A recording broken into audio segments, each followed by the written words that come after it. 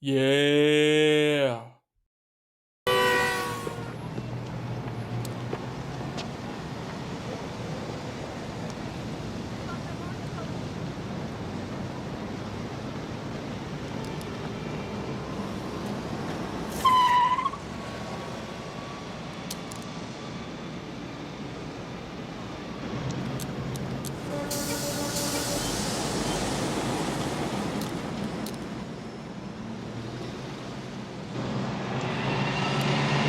I read a chapter, and almost every new chapter, it's filled with plot holes, filled with retcons.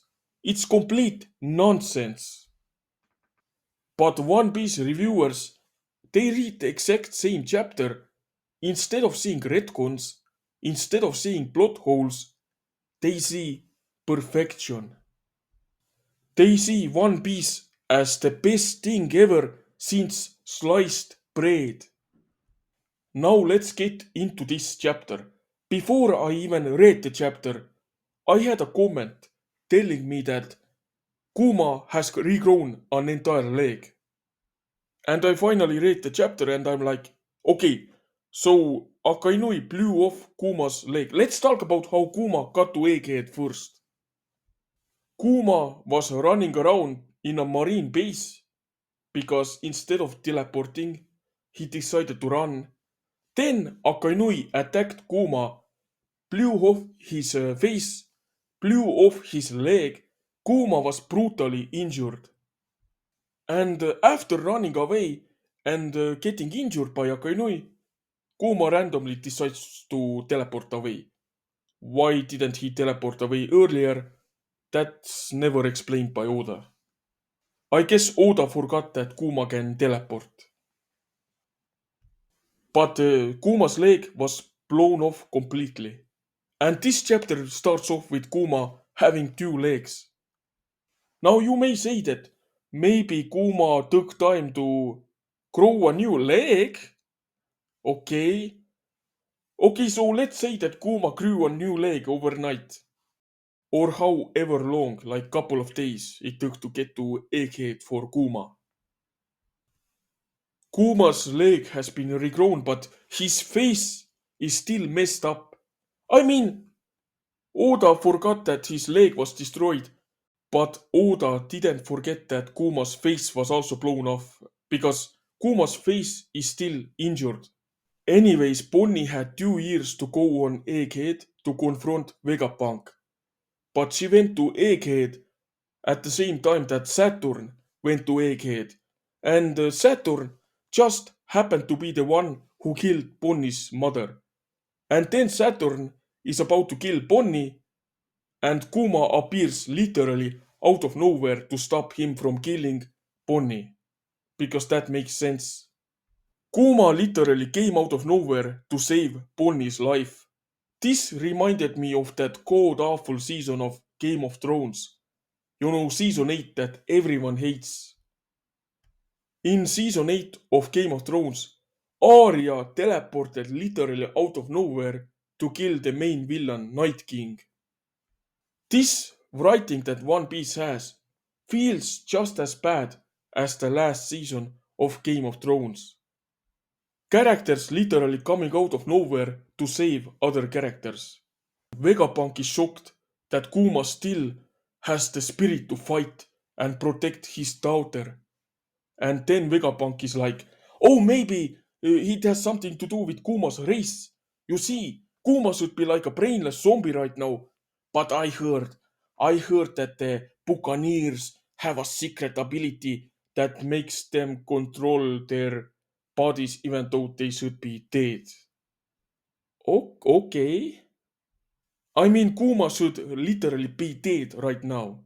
The only thing left of Kuma should be a walking corpse that's literally controlled by the world government. But Kuma, being dead, somehow took full control of this corpse and went to save his daughter. And somehow Kuma knew that Bonnie was on Egghead, and the person that killed Bonnie's mother, Kuma's wife, is also there. Like, how did he arrive at the exact right time? This makes no sense. at all. So yeah, Kuma punches the ever living shit out of the Kurosei member. Am I really supposed to believe that Kuma was always able to, control his body to save the people he loved? Because this doesn't make any sense. Because during the Marineford arc, Kuma attacked Ivankov, and Ivankov was Kuma's childhood friend. So if Kuma was able to control his body after being killed, why did he attack Ivankov? He literally tried to kill Ivankov. Did Oda just forget that Kuma tried to kill his childhood friend? Oh, this writing is dog shit. And then Kizaru decides to wake up from taking a nap. So apparently, Kizaru was not defeated by Luffy because Gear 5 Super God Amazing Princess Luffy, the guy who easily took out the strongest creature alive, was unable to take out Kizaru.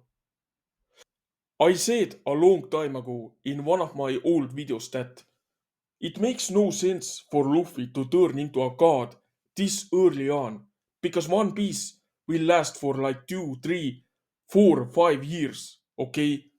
One Piece will still last for like 200-300 chapters. How are you going to write a story for 200-300 chapters if the main character is a god?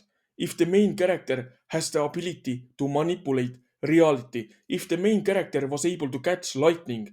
If the main character is able to turn into a giant, the most massive giant we have ever seen? Like, how are you going to keep writing this story if you turned your main character into a bullshit god?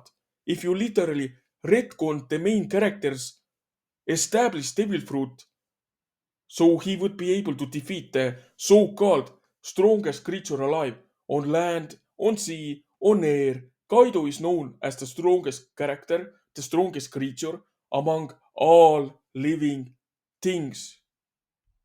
I mean, I said in one of my old videos that if one of the admirals, at the time I said Green Ball, if Green Ball defeats Luffy, I'm going to die from laughter, okay? Because it makes no sense at all that Green Ball is able to defeat Luffy after Luffy easily took out the strongest creature alive. After Luffy took out a character who was established to be the strongest creature among all living things. So after Luffy took out the strongest creature among all living things, you would think that after that, Luffy is going to one-shot every enemy he faces. Turning Egghead, Luffy fought against Luffy, and he was unable to defeat Luffy. The One Piece fanboys were coping and saying that Luffy was just playing with Luffy the entire time.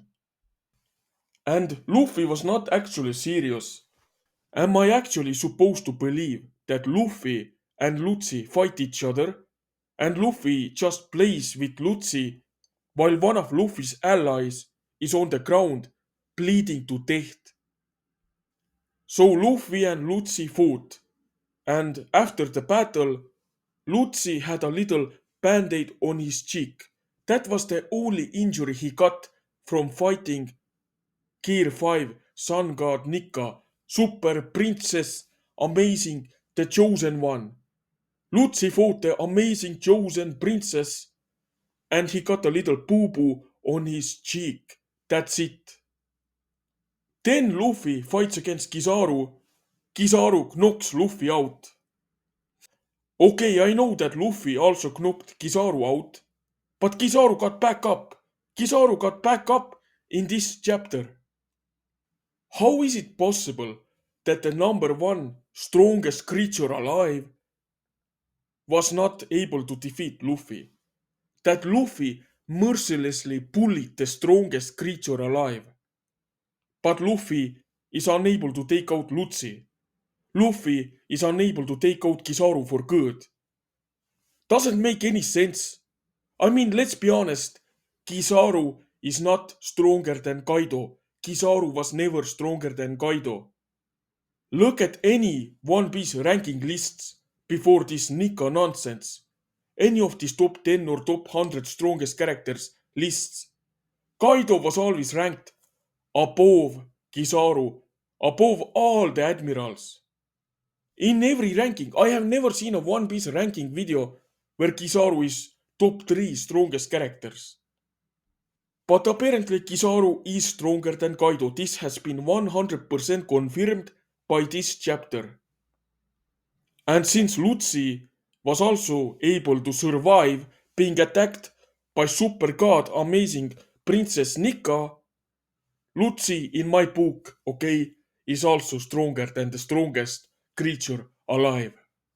The fact is that Oda wrote himself into a corner.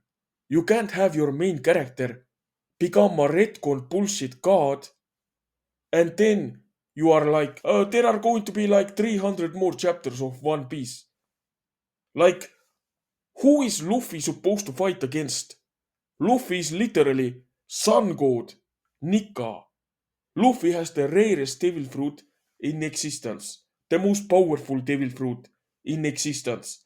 The guy has the ability to manipulate reality. It's time for One Piece to end. Next arc should be Luffy fighting against Imsama. That's it.